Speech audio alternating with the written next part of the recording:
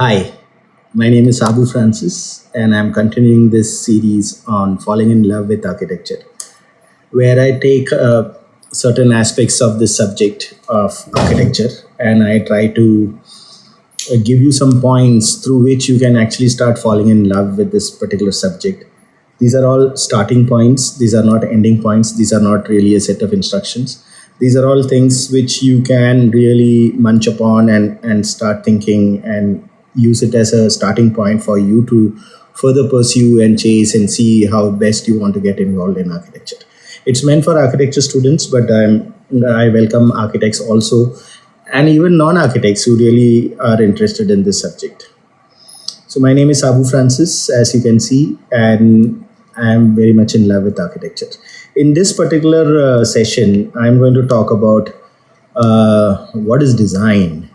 In my earlier video, I had spoken about some three unique points about architecture, which we need to really understand. Now, when we say the word architecture, the general meaning of the word is based on the real world built environment around us. Okay, so you say that's a piece of architecture when you look at a building. Unfortunately, the word architecture has been usurped by other fields, and that's actually pretty interesting to understand why they use the word architecture. Charles Correa once very famously said that why do you have a term like architect of the nation? Why don't you have a term like chartered accountant of the nation or financial wizard of the nation or whatever of the nation? But the term architect of the nation is a very, very telling example of the word architecture, how really all encompassing it is and how it sets up the context. So, architecture is basically what you see in the world around. So, when you talk about architecture, you're walking on the road, you are inside some architecture or the other, somewhere or the other. So, you see all buildings and everything, and even a small hut somewhere, or even somebody on a pavement dweller. I mean, that lady does not have any particular physical arrangement. She happens to stay on that pavement, but she's also in some kind of architecture there. So there's some amount of philosophy. We can get into that later. But then what is design? What is design? And that's pretty interesting. When people say, I'm an architect, I design, I have this particular design. Many times we don't realize, but let me go to the next slide. Now, the word design, we have to ask, like, do you look at it as a verb or do you look at it as a noun? So, verb means you say things like, there is one kind of a crude term when somebody is not really having good intentions about one lady. You would say he has designs on her. I mean, that's probably not a pleasant thing to say. So when you say the word design, you could use it as a verb, some set of activities which you have to do. Or you could use it as a noun. But when you use it as a noun, it usually meant that this is my design. That piece of architecture designed over there is mine. That is a kind of impression, or that's a kind of statement which you're trying to convey to your audience. But I want to look at this word design really as a verb and not really as a noun. And so, if you are going to fall in love with this subject and you really want to know how do you become a really good architect and how do you become more than becoming a good architect, that let others tell you whether you're a good architect or not.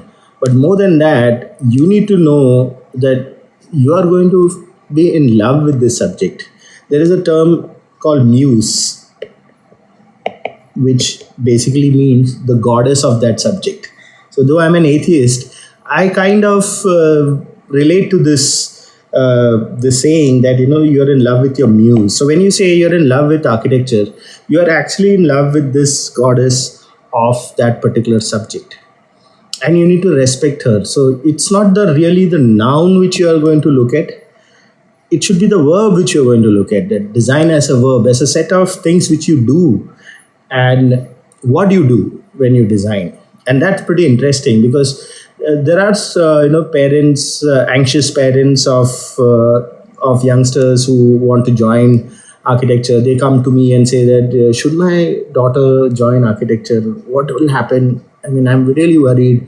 I thought she'll become a doctor or she'll become an engineer, but she's saying that she wants to become an architect, and I don't know what to do. Like, so I have to tell everybody that you have to train your children to fall in love with this subject and be respectful of the muse of this subject. So if you concentrate only on the noun, what you finally produce, but not concentrate on the verb, then that, I mean, let me be a little harsh. That particular goddess is going to be a little annoyed because you can't just jump into the final design without knowing what you did here. What are the activities which led to the design? Why am I mentioning this? Is there is to some extent a popular myth that architecture is to do with talent and innate ability, and a lot of these kind of words are bandied around. It's a very creative field, and not anybody can do it. Only certain, nothing of that sort. Anybody who creates is a creator and is deeply involved in creation. Whether a chartered accountant who knows what is the right thing to do to portray the right kind of balance sheet so that the taxes are best managed, that's also pretty creative. Okay, there's nothing wrong in that creativity. I mean, as long as it's not devious. If it is devious, then that chartered accountant is not faithful to that muse, that chartered accountant's muse. So creativity is there everywhere. You do not have a predefinition of creativity. Why this happens is many times we get so fascinated by the things which we see around, we miss out on the actual activities which went into seeing what happened inside that architecture. So next point. So I want to convey this, that design has to be looked upon as a problem solving activity, not really as that, what, I want to make something really beautiful which is there. That should be the end product which should come up naturally. Now somebody may ask, like, will there be an end product which comes up which is actually quite ugly? Will somebody want it to be ugly? And to that, I would defer my opinion. I say that let us not have prejudgment of what is attractive and what is not.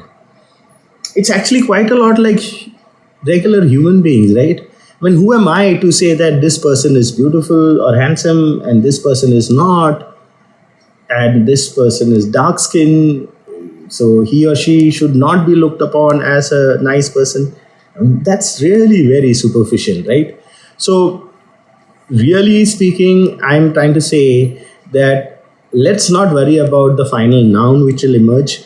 Let's start worrying about the verbs which we need to do. And to get into that mode of thinking, you have to look at designing as an act of problem solving. Now, how do you sit down and solve a problem? What is a problem which architects solve? In my earlier lecture, I was saying that we use space as the raw material. Now here you are standing on a site, and it has happened to me, and I'm sure it has happened to a lot of people. So you are on this site, you come in your car with your client, and then you're visiting that site for the first time, and you're standing there, and your client is also standing there, and this is actually completely empty that time. But what you have is this volume of space above that parcel of land. That's your raw material. Fine, you have the raw material, it is available for you.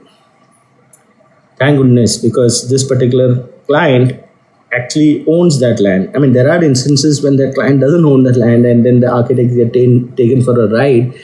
But that's a subject of economics and sociology and politics and all that. So let's assume that particular client is got this parcel of land. You are the architect, and you come with your client over there, and you are now trying to figure out what you have to design there. So you are going to take this raw material and carve out parts of that spatial raw material into, and say, okay, I will put certain physical matter into this,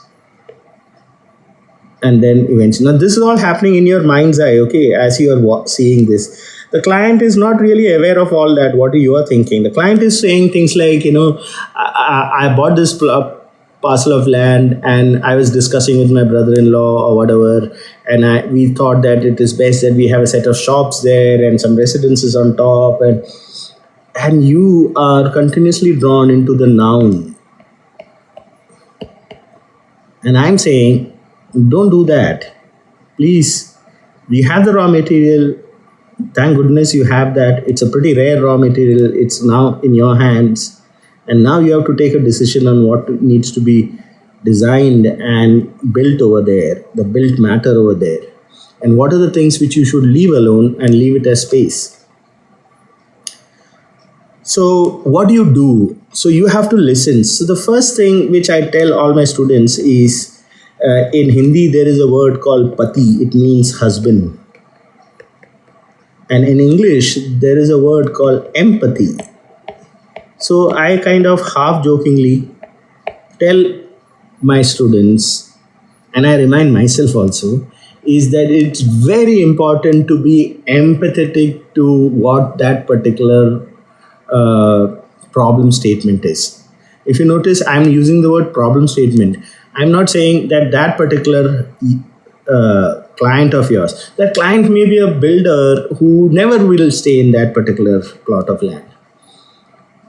But you have to be empathetic to that whole problem statement. Who is suffering that problem? Who wants to come and live there or use that space or use the spaces which you left behind after you constructed things? These are the things which you need to really be empathetic about. You can't just say that, will I get an award for this particular building? Wow, it'll be really nice. It's such a nice project. My work will be seen in certain coffee table magazines. Well, that should all come as byproducts. Your job at the time when you are started your designing is to actually have empathy. Now, empathy means trying to be in the shoes of that particular person and persons who are going to use that space. So it's not going to be one person. It's not going to be the client. Not that the client is ignored. The client will say, see, I have so much budget only. So you better be empathetic to that. You can't say, no, I'm not going to design. You don't have the budget. I'm a big architect. I can't design for you. So you have the client also into the picture. I'm not going to ignore that client. But you also have to start worrying about who are the various people who are going to be there for that particular project. And you need to really start exercising this word empathy very, very actively. So that will lead to what is called as a program brief. Now this program brief means the client will say one thing that, oh, I'll make shops there and I'll make residences. Let's have 1-bedroom flat. They sell very well, or 2-bedroom flats, or whatever the case may be. And you're listening to all that. You're standing on the side of the road and you're listening to that particular client, and he's narrating what he wants, and you are listening to that. But there are many other things which is there. You need to really start defining what is that problem statement. So let me start a blank page. So before I talk about the problem statement, let me dwell on the word empathy a little bit more. What psychologists say is that there are two kinds of empathy. One is known as, if I remember my references right, one is known as emotional empathy. Okay, and the other one is known as cognitive empathy. Okay, and if you want, you can read up about these two types of empathy as a separate activity to know how do you empathize with somebody. Emotional empathy is where your heart just goes out. You feel feel for somebody when he has just fallen off. You're on the road and that person has fallen off. of a scooter and he's like slightly injured, and your heart goes off to that person, and you really feel the pain in your knee because you can see that that person's knee injured over there. So it's a very primitive and very primal instinct where your motherly nature comes forward and then participate in understanding that particular person. So that's emotional empathy. And a lot of people do have that capability to understand things very deeply by going into emotional empathy. But there's another way. There are some people who, I mean, maybe I am like that. I don't know. They can't be so deeply involved. I'm like a kind of a introvert. I sit on my computer and work there the whole time. So this COVID days are not particularly strange to me. I love my solitude. So I'm not the kind of guy who probably will come rushing into some crowd and be the first person to help. Maybe not. I'm not sure. Never been in such a situation. But so when I learned about empathy, I said that I'm better have at least cognitive empathy. Cognitive empathy is where you meticulously force yourself to recognize that there is a person there. That person is injured. Let me take notes of what all things he may be suffering from. This may sound a little mechanical. I do agree, but it is not. You can actually train yourself to get cognitive empathy. There's an ugly side to cognitive empathy, which is to do with psychopaths and some people with the personality disorders. But those are all details about that. Like what they do is that they know what people are feeling. They actually don't have emotional empathy, but then they misuse that understanding they have in their cognitive empathy. They will know that that person can feel bad, and then they will cleverly misuse that information. So, what I'm trying to say in short is that before starting on your design as a verb, the journey of design, you need to have empathy and you need to have at least cognitive empathy. People sometimes, this emotional empathy can be extremely misleading actually. There's a downside to this also because people react so viscerally, so deeply from a very primal point of view. They lose their checks and balances. So when a design is being made, you will say, oh, of course they would want to have this because I like it. No, the other person may not like what you like. So you need to ask yourself that, hang on, am I becoming too emotional about this? And should I really look at it very emotionally about whatever which that problem is to be solved? So I would say that you really need to train yourself to be have cognitive empathy. Talking of which, have you noticed that when you go to a doctor, the doctor has got a very blank expression on his face. You're going to the doctor and you wonder, is this guy such a bore? He's just looking at you with no real expression. I'm telling that I've got headache, I got toothache or whatever, and this guy's got a blank look on his face. Well, I am kind of involved with doctors. My eldest is a gynecologist, and from what I know about that subject, they are actually trained to be a little distant from their empathy. They also need very deep empathy. They need to know very deeply what is that particular patient feeling, but they need to know without their emotions coloring that. So I'm not going to really say that emotional empathy is an amazing thing which you need to have. In fact, many times it can come in your way and your decision making and the way you will finally evolve your design, and it may actually end up corrupting the design. Cognitive empathy is what you really need, where you really meticulously, systematically go around understanding what is the problem, who is this designed for, how many people are there, what type of people are there, am I going to be making certain pre-conclusions about those people. These are all very important things. What is the climate in which that design is coming up? what is the economical conditions which is there, what is the social conditions which is there, what is the political environment which is there. I mean, there are a million questions which will go into understanding, and you need to collect that information, and then you have to go into what I was telling earlier. You have to go into what is known as a problem statement. Now, this is also something which confuses a lot of people, because they confuse the problem statement with a potential design which they visualize. They're continuously visualizing, oh, I'll make this here, I'll make a sloping roof there, and the water will come out, and I'll catch that water from here. Wow, so nice. But no, you have to hold your horses. You have to make sure that, in front of you, there are two things in your set of activities which you need to do. Remember, I'm talking about design as a verb and not as a noun. You will be drawn very, very deeply into visualizing that building. You will start sketching. There are architects who will stand on the site and say, oh, wow, I'll sketch this. I think how it will look. I think this will look nice. This is the massing which I want to have. This is so nice. Okay, this is the way it will be, or whatever. I'm bad in my sketches here. I'm sorry. So a lot of architects actually, when they sketch, they are actually communicating more to themselves than actually making something meaningful for everybody else.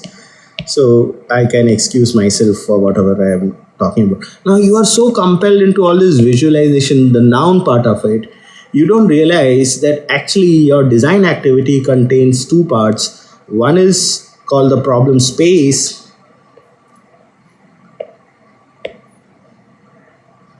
and one is called the solution space. Now, why is this called space? Just like in the regular world space, this time this word space is actually a metaphor. What it means is that your problem statement is never going to be very complete. You're listening to the client, you're trying to understand what he wants, but you will see, okay, I understood this part of it, but then you have to tell yourself, did I understand enough of that problem space? I happen to understand this, and I think that is the problem statement. No, you will need to really soak in a lot of stuff. And sometimes the problem statement is to be understood from other sources also. So you have to, that client will say that, for example, what, this particular museum which I'm designing is for such and such community. In fact, there's a very nice case study. You should read this article by Arthur Erickson on how he designed, is an amazing architect, a Canadian architect, and how he went about designing a museum in British Columbia, if I'm not mistaken. And it is for the old Red Indian villages which used to be there in that particular area in Canada.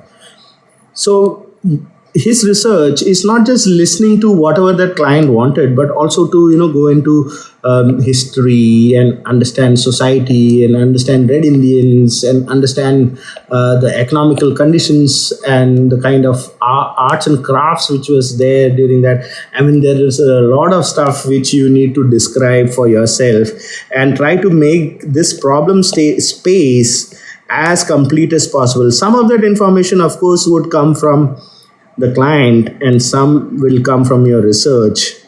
And in that research, you have to display a lot of cognitive empathy, a very, very organized, you can say even mechanical way of extracting your data. Now what happens, your mind is always trying to jump into the solution space. You're imagining that building coming up. You're imagining that particular thing coming up. Wow, so much excitement. Hold your horses. The moment you come to your solution space, you have to ask yourself, can I get back into the problem space? And there is this to and fro which goes continuously in that architect's mind. And you can't help it. Whatever I may say, people would get into wanting to work out some solution, work out some quick sketch, some magical things will happen. There are stories of architects, crumpling some piece of paper, looking at it and saying, wow, I got inspired, or I got inspired by the dancing girl who was dancing out there, and all kinds of explanations are there, I take all that with a pinch of salt, actually, frankly.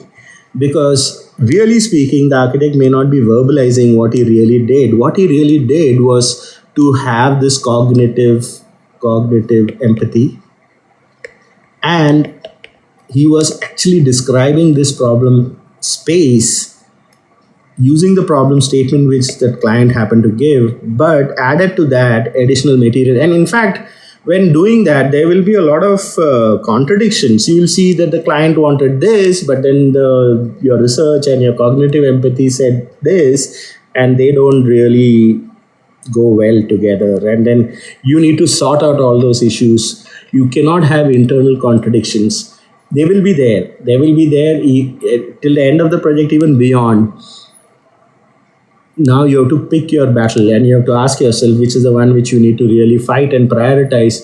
There are times when I have actually got a commission, and when I analyze this problem statement, you know what, I have told people that you really don't need a solution at all. And that's drastic, actually. Like, maybe some people say that you're mad. Like, in fact, a couple of times my client said that you're crazy. Like, I'm giving you this design problem, this architectural problem, and giving you your fees, but you're saying there is no solution, there is nothing to be built there. And that's a very important point, which I will come to probably in another thing. That what constitutes a solution? What is that solution? And sometimes not having a solution is also actually a pretty reasonable one. There are too much constructed stuff around us which need not have got constructed. To be very, very brutal about this. So there has to be certain cognitive humility in whatever you do. You are a problem solver, and I advocate that as a designer of architecture, you need to look at design as a verb and not as a noun. And you need to clarify your problem space before you jump into your solution space. But the real truth which actually happens, let me start a new page, is actually a vacillation between problem space and solution space, and problem space and solution space, and problem space and solution space. It's like kneading dough. You need to really get involved in that, and you have to really start understanding that, am I really ready to come up with a solution? Do I have enough cognitive empathy about this? And can I come up with the solution now? There are people who do so deep into this problem statement that they never come to the solution at all. I don't advocate that. Neither do I say that you get stuck here. Many people will go from here to here and immediately they have got a solution. And that is usually a sign of immaturity.